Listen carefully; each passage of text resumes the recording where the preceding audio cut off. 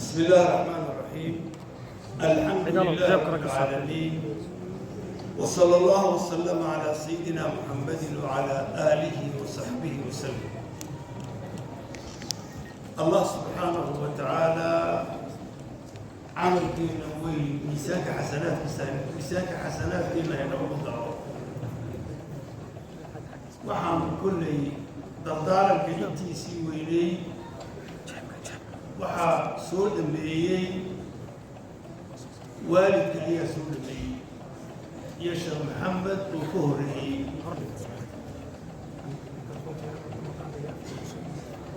waxaan u baahannahay markaasi in aan in yar hadalkoodaan xoogaa ka daba tagno geer harinama waana waxay ku dhan tahay sheekheena weyne faadilkii waaliduna siiyey. wuxuu eegay dadka hor fadhiya intay ciddi u badan yihiin, waxay u baahi badan yihiin. dhalinyaro waa la idiin sheegay. waxaan anigu ku darayaa dhowr erey. ereyga koowaad wuxuu yidhi waxaa kan fadhiya waa dhalinyaro. sidii lasoo tilmaamay waxaa tihiin amal ididiiradii reesha wilaayad iyo muslimiinta caalamka oo dhan. waxaad tihiin beer baa tihiin runtii curdun ah diyaar u aynay wax qaadato. waxaa laydinka baahanyay inaad cilmiga aada qaadanaysaan inaad weeraysaan,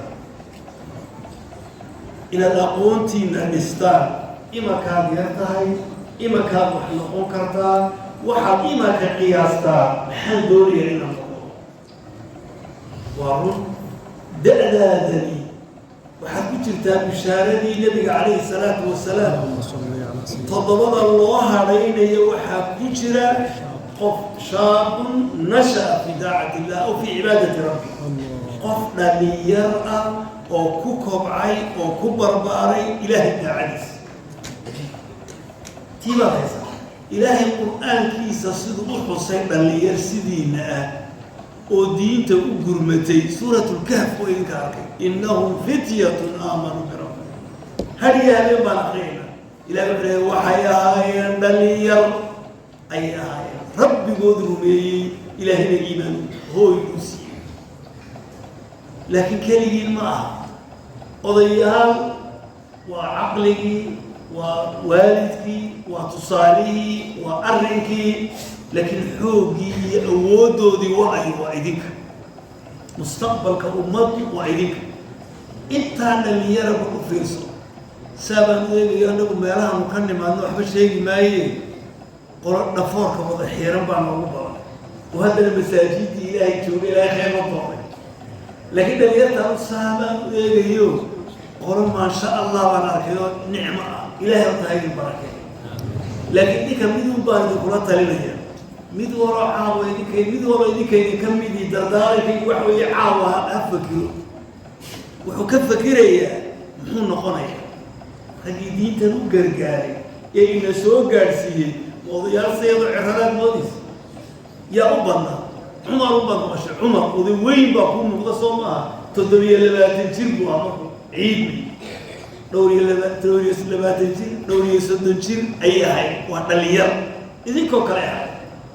waxaad arkaysaa ciidankii muslimiinta ugu weynaa ee ruum ku duulayay inan yaroo 18 jir ah ayuu nebigu calayhi salaatu wasalaam hoggaan uga dhigay.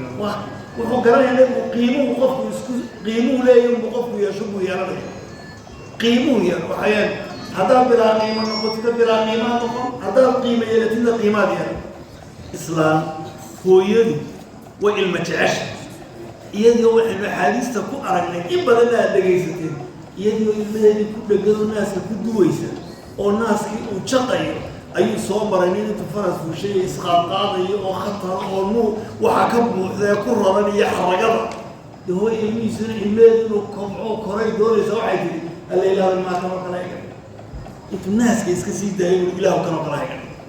ilahay baa ka hadinaysa waa xadiis arrimo ku kalaa soo maro waxoogaa dee isaguna madharkiisa iyo muuqaalkiisa dush uu waxoogaa si yaryahay markaas intii si daysay alla kana ambaado kana ilaahu kana kala ka dhig markaas ilaahu kana ga dhig xaybtiisa marka waxa weeye ka aad arkaysa daciifka mugi يعني waxa weeye hatta kan la kibrinayo mugi kan ma dhigno kan ilaahay ma jecel nuurkiyo iimaanki ba ka muuqda dhalinyaro dadka noqda qiimaha leh sheekh waali tardaarankuudiisiyo dhalinyaro u fiirsada maanta dhibteen la taala waxa weeye dabada waa loo qurux badayay waalidiinta waa lagu yardaray marada waa ka saxagaan yarta ka siixiyay dhalinyartiina inta leega xadiiskii culimada karaameynaya kor u qaaday waalidkiina sida u qaaday